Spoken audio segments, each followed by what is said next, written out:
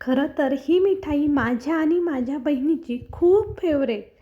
आम्ही जेव्हा पण पप्पांसोबत जायचो ना, तेव्हा पप्पा आम्हाला आवर्जून बालुशाही खायला द्यायचे. तेव्हा खूप उत्साहाने आम्ही खायचो. खूप आवडीने खायचो बरं का. खरं आज घरीच बनवली तर ती आठवण पुन्हा एकदा घर करून गेली बरं का मनात.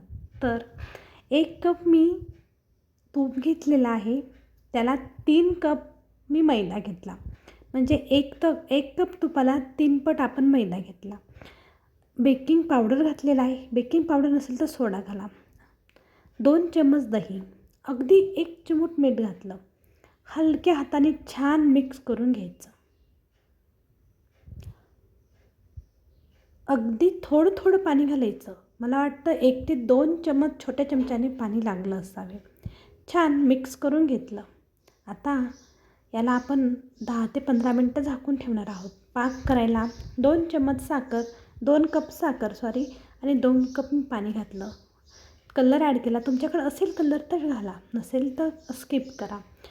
आपण त्याला अजिबात आकार दिला नाही. तसा होता तसाच आपण जे मैद्याचा गोळा होता तो घेतला. त्याला लाटलं. 4-5 वेळेस लाटलं. एकावर एक ठेवलं. पुन्हा लाटलं. पुन्हा सेम तीच प्रोसेस मी 2 ते 3 वेळेस केली आणि त्याला असं गोल गोल लाटून घेतलं. तुम्ही पाहू शकता याच प्रकारे.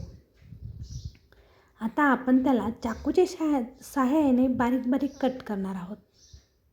तुम्हाला हवे तशी कट करा. पण आपण घरी बनवणार त्यामुळे मला वाटतं थोडे छोटे कट असेल तर खूप छान. म्हणजे आतपर्यंत भाजायला बालुशाही छान क्रिस्पी होते.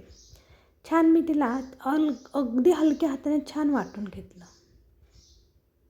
आता संपूर्ण बालुशाही तयार झालेली आहे. आपण तेलही छान गरम करून घेतलं.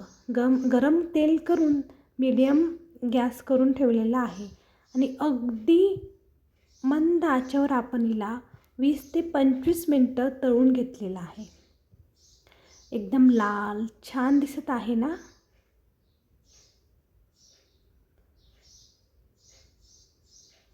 मी संपूर्ण बालुशाही तेलामध्ये आता सेम तळून घेतली. आता पाक आपला झालाच होता.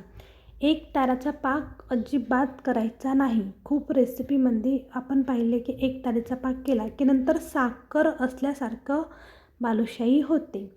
1 तारपेक्षा थोडा कमी, गुलाबजामुनच्या पाकापेक्षा थोडा घट्ट आणि असं चिकट येते फक्त. तार अजिबात होणार नाही, फक्त चिकट.